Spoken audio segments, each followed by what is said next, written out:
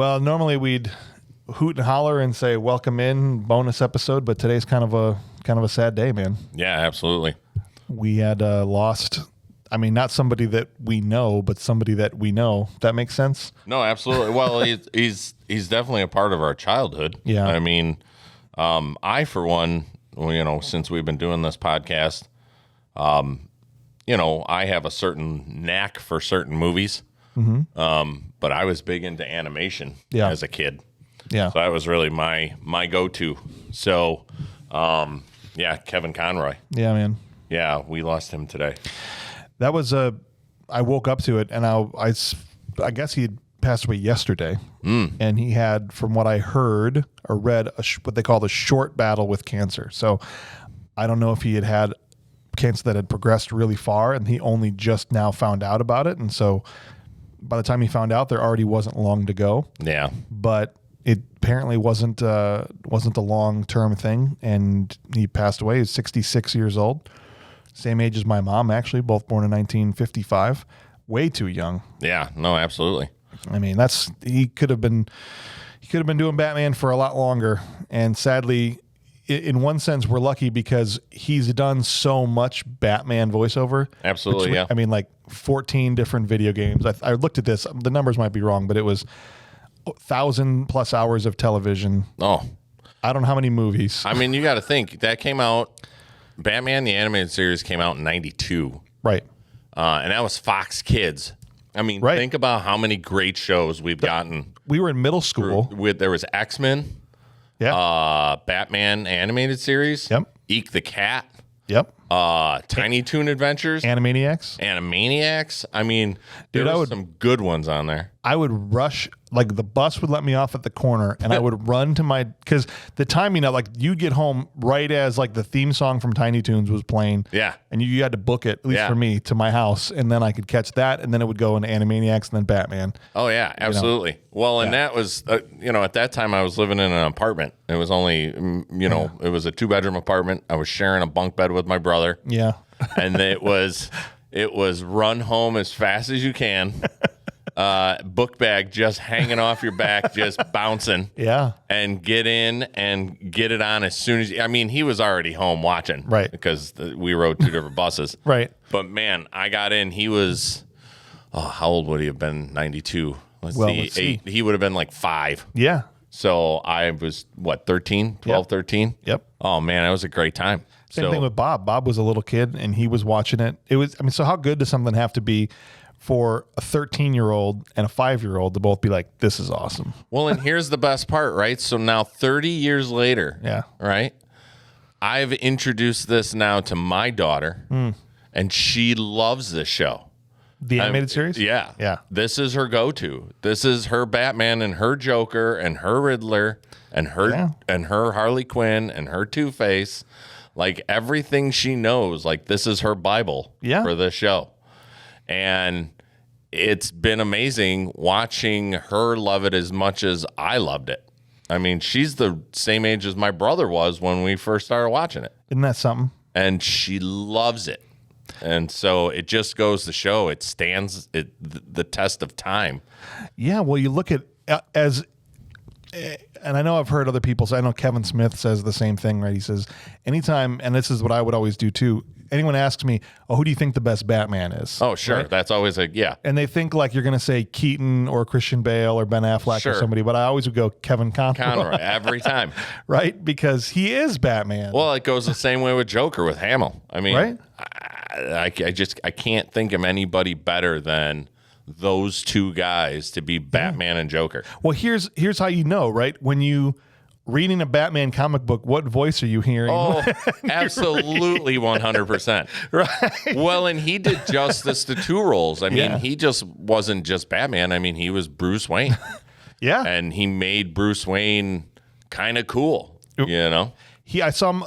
Now today, all through TikTok, there's just been clips of him going because people are posting tributes and stuff. And one of the things that somebody posted was an interview of him talking about how he was the first one to do 2 different voices for Bruce Wayne and Batman, and how he said after the first couple of rehearsals, he said, "What if I try something different? What if I just use my own natural voice for Bruce Wayne?" Yeah, I mean, he's should be the most charming guy in the room. Yeah. Whatever room he's in. And he's charming. Right? Right. And then the voice that I auditioned with, I'll do that for Batman. And because otherwise no one would ever believe this is the most recognizable guy in Gotham, right? As Falcone said in Batman Begins, you'd have to go 1,000 miles for someone not to know your face, right? Like how would the guy slap a cowl on and speak the same way and people would know him?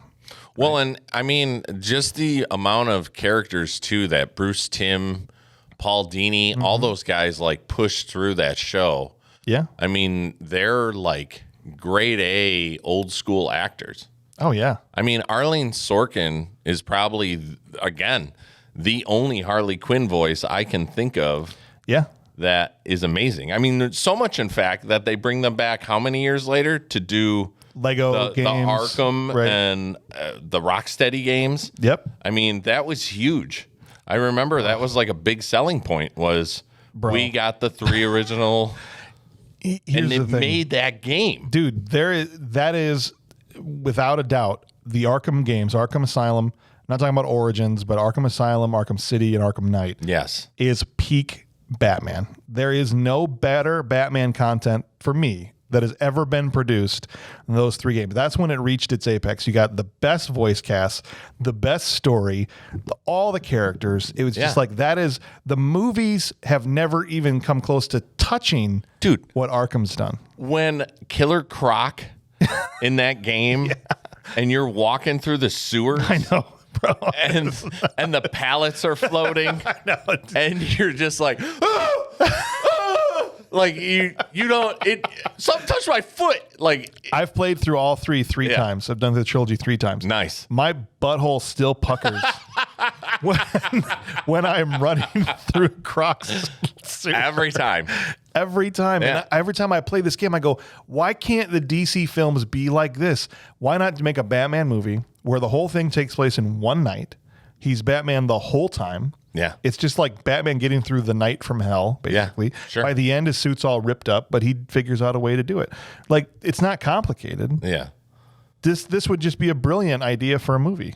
Everybody in that game, though, made that game so great. Oh, yeah. I mean, even the Riddler. I mean, even having to solve his little puzzles through the whole. I mean, that game was amazing. Yeah. I mean, it's so good. I tried to play it again recently with my kid. Yeah. And she was like, we got to the part where the elevator, and then that's where Croc first shows up. And he's like, I smell you. You know, and he's like, right. And he's like, I can taste it. You know? Yeah. And she's like, I don't want to watch this anymore. I I'm done. I'm done. I can't. And I was like, all right, well, maybe you're a little too young for Well, this. it's because they took the characters from when we were 13. They're like, okay, everybody that loved this show is 35 now when this came out, so we've got to make it a little more adult. Sure. Yeah. No. Than what it was, which is part of why I love it. And there you hit it perfectly. Is that's what makes it such a great game is because of its nostalgicness. It hits you to your core. Yeah. But again, if that original series wasn't as good as it would, that original series was so rich, Starts everything. and so like it had a full orchestra. Everybody understood. It was so impactful that everyone across all industries, games, television, movies, they all knew Kevin Conroy's Batman. That's why he got hired to do it. That's why when they made the Mortal Kombat guys made the what's that something Injustice? Injustice, Yeah. thank you. They're like, well, Kevin Conroy. Yeah. When the Lego DC Supervillains game comes up, like Kevin Conroy. Yeah. Right? Like even though they had another Lego Batman guy. Well, yeah, Will Arnett. Yeah. Will Arnett, and then even the Lego video games had their own guy. Yeah. They still, when they got a chance to have Kevin Conroy come in for that one, they got him because everybody understands. Everyone else, it's like kind of doing a Kevin Conroy imitation in a way. Yeah, I mean, I don't like Dietrich Bader's good, but he tries to do his own thing. Well, yeah, but Dietrich Bader did. I mean, so he's Batman in 2 series that I know of. One, the newer, like adult version of the Harley Quinn series. Yeah, which isn't bad. Yeah. But I really liked him in Brave and the Bold. Yeah. That's a hilarious show. Yeah. But that was a comical look at Batman. Right. And they did it justice because, again, knowing the Batman the Animated Series, they took what you loved about that show, Yes. and injected it into the characters that you now love and made it comical. Yes. And so, he does a really great job. I also think one of the Baldwin brothers did the voice of Batman in one of the movies. Seriously? Yeah, and he actually didn't do a bad job. I think it was Steven. I'm not exactly sure. I'm trying to remember which one it was. But yes, no one, Conroy is untouchable. There's a really awesome story that I remember Kevin Conroy telling from a long time ago that I think just sums up what a cool guy he was. He was down there when 9/11 had happened. Now, the show had been off the air for a little while, and the cleanup crews were starting. How long were people down there cleaning up Ground Zero? For a long time. Yeah. He was there serving meals in a kitchen to the guys that were down there cleaning up the site, right? Like, just had an apron on, was just another guy doing that stuff. Yeah. And he says at one point in the middle of the night, one of these guys comes up to him and he says, "Oh yeah, my day job, I'm an architect, right? What do you do?" He's like, "Well, I do voices," right? And he's like, "I knew it, you're freaking Batman," right? And he's like, "Yeah, well, yes, I am." And then he goes out to where everybody was eating. He's like, "Hey, who's been making your food for you guys? It's freaking Batman back here, right?" Yeah. And then Conroy says all he hears from the back of the room is like, "Bullshit!" Make him prove it. And so he goes, "Oh, all right." And so literally from the kitchen, you hear the voice. I am the night. Yes, yeah. I am darkness. I am the night. Yeah. I am Batman. Awesome. And then everybody goes, "Holy shit, it is Batman!" And just like. What a cool for these guys that have been just killing themselves getting this work done. How cool is that? That he's in there doing that stuff. Well, and it's great because that's always been my thing. I've always wanted to do voiceover work. Yeah. I've always I appreciate the people that make these characters who we love, whether it be Tara Strong or, you just go down the list of how many people are out there. They kind of escape my name. The guy that plays Bender. I love him too. On Futurama. And I can't think of his name. Billy West. That's another one from Futurama. Yeah. Why is it? I'm totally drawing a blank now. When I think of the guy Andrew Paulson. Yes, another one. Yeah, love that guy. But yeah, just all the voices that we've grown up loving. It's just one of those things where to have somebody like that. That's that cool and that honest and that pure, and then still just at the end of the day be a person is amazing to me. Because with these big stars, it's almost like they're always on a soapbox, right? And they got to hey, you got to do this and you got to do that, and it's like no, cartoons just took you to a place where there was none of that. No, for sure. You just got to enjoy a half hour of your life in that moment, or 4 hours of cartoons, however long you were watching them, and you got to just, school what's next? Sucked today. Yeah, what's next? Well, Freakazoid is on. Oh, right? yeah, Freakazoid. I love running around in his underwear. He doesn't even know he's flying, but he still makes the whoosh noises.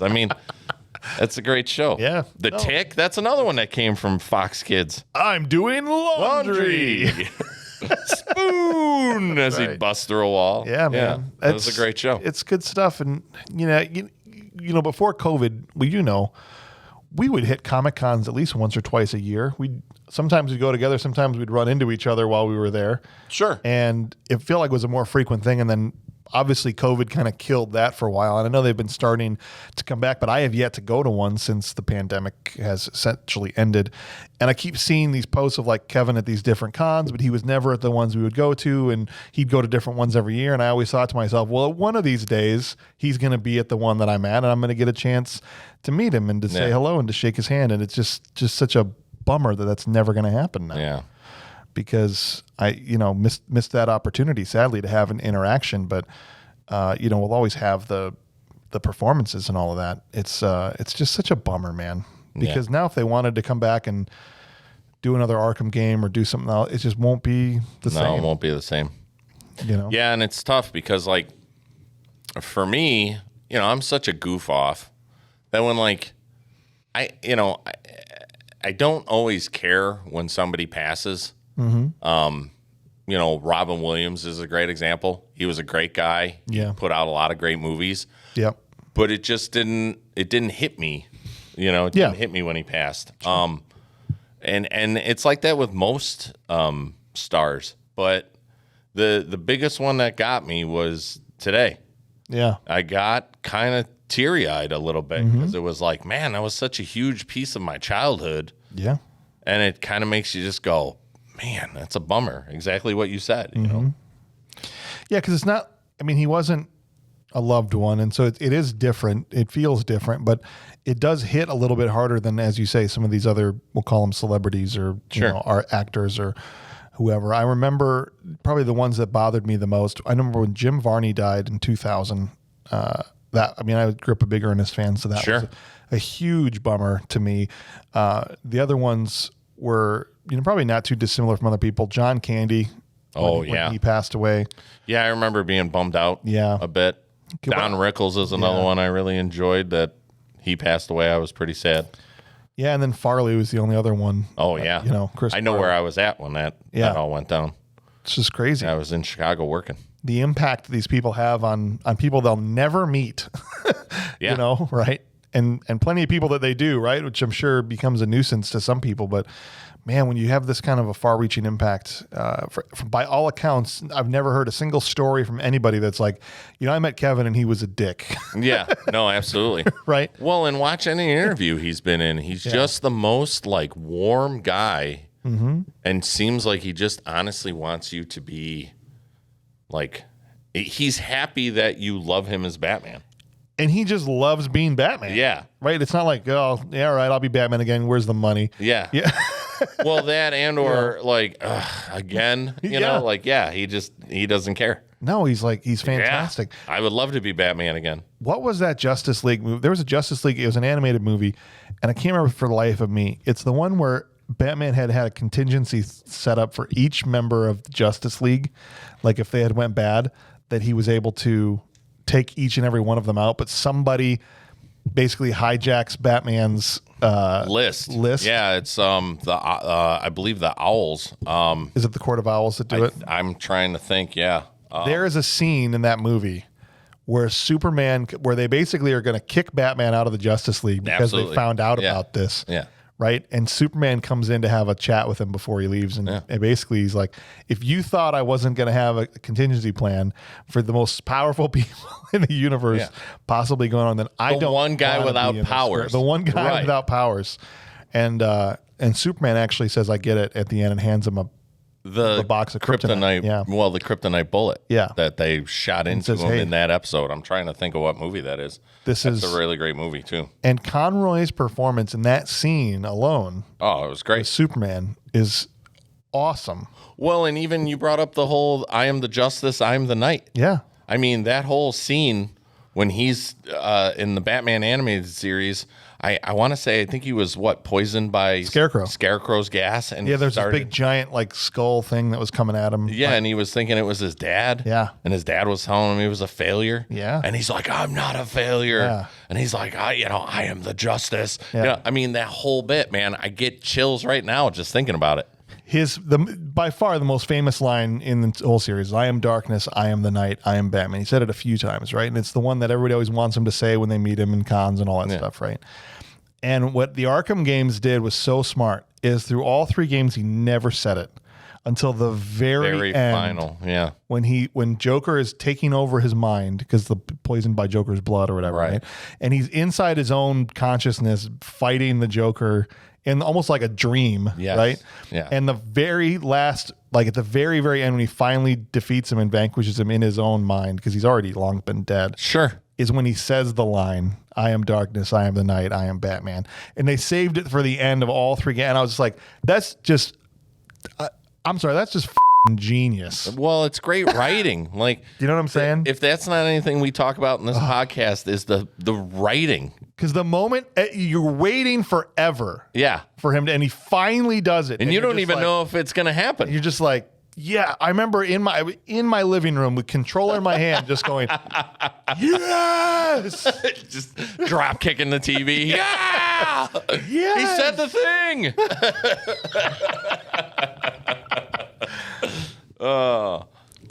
Here's the final proof I'll point to as to why Kevin Conroy is the greatest Batman of all time.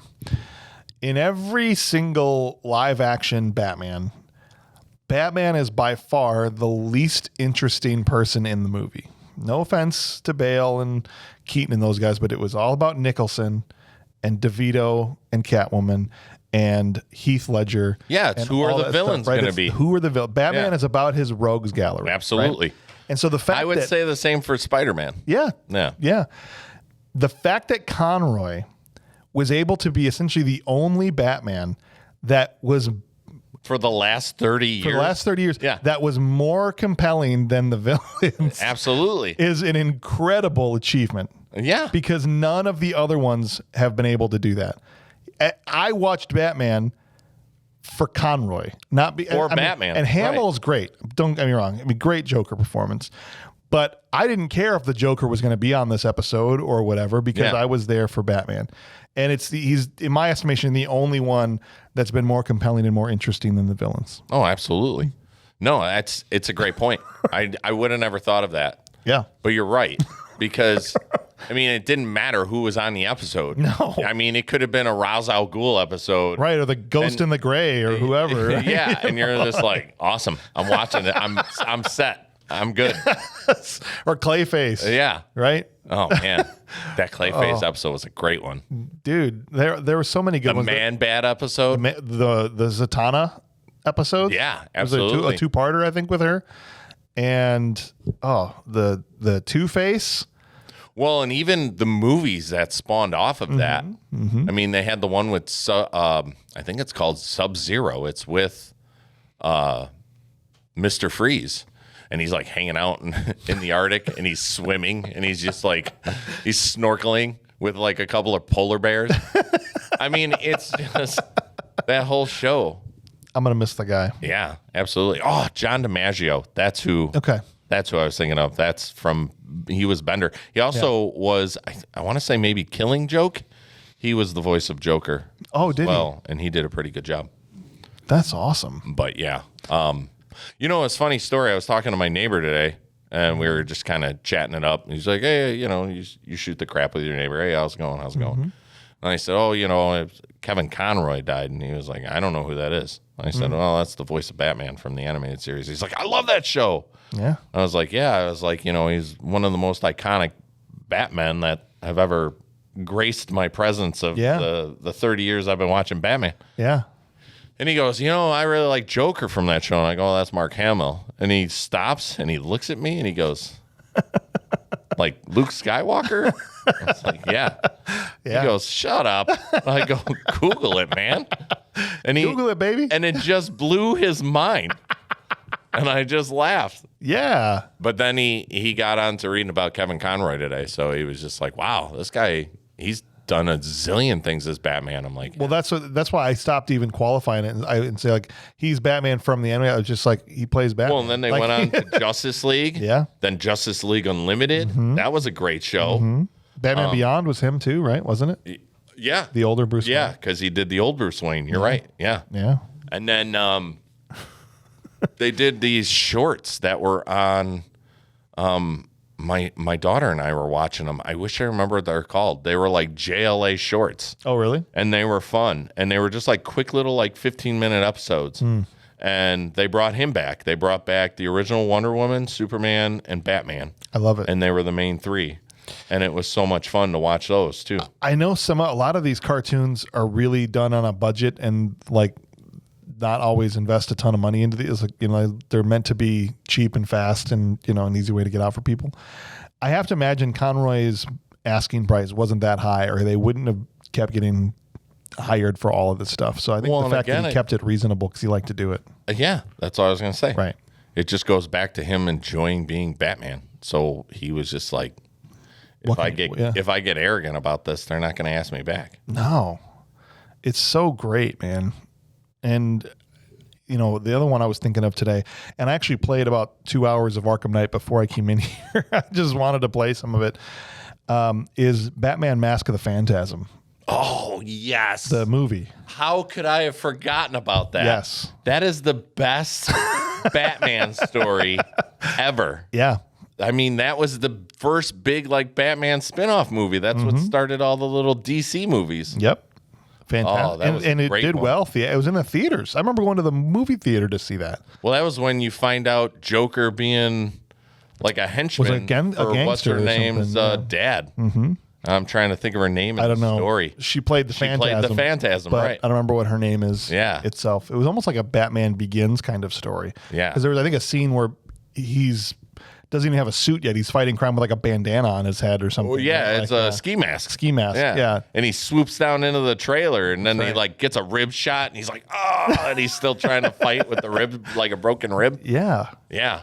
Well, that's a great show. I forgot about that one. Yeah. Yeah, that was a good one too.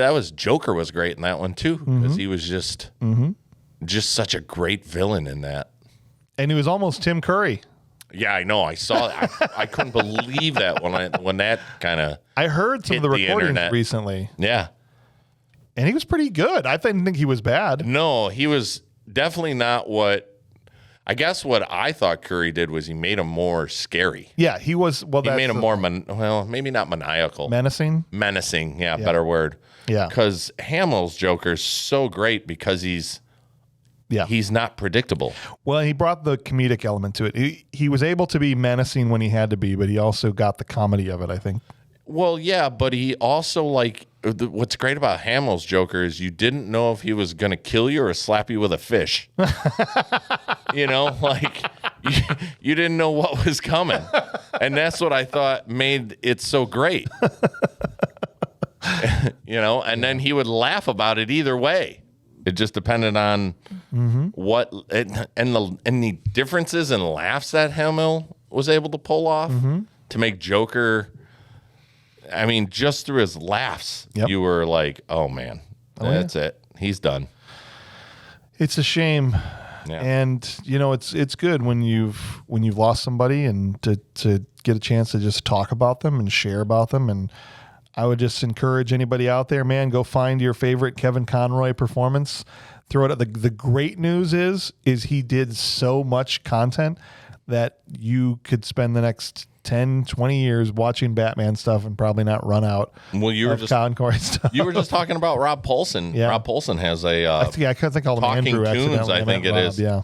And he does a bit with what I love about his podcast is he would have these voice actors read other lines from either movies or other cartoons in the voice of their cartoons. That's awesome. So there's a few of them out there where Kevin Conroy's reading like Doc Brown or, you know, so get out there and listen to that too. Take a listen, guys.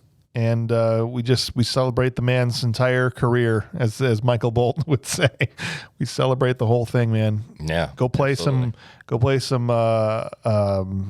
Injustice. Go play some Arkham Knight. Yeah. Watch a couple of cartoons. Absolutely. I think the animated It's all series over YouTube. is on Prime, isn't it? Is that I don't know or is it HBO Max? I don't remember which one it is. Well, all the Batman stuff is on HBO Max. Yeah. You can get all that. They've got a deal with WB right now. So. At least that's what it is now. By the time if you're listening to this in 2026, I don't know what to tell you. Yeah. Who knows? They're probably just streaming it right into your eyeballs at that point. Like the box, like Nigma's the box. Right? Yeah. They're just going to beam it straight into your forehead. This is your brain on the box. This is my brain on the box. Anybody else feel like a fried egg? Sucking up your IQ. All right. Well, I think it's good to end on this. We're gonna end it with Kevin Conroy himself. We'll throw it to the man one more time, and just to say, Kevin, you didn't know us, man, but we loved you, and thank you for all the years of incredible content as Batman. Absolutely. Thank you, brother. Thanks. I am vengeance. I am the night. I am Batman!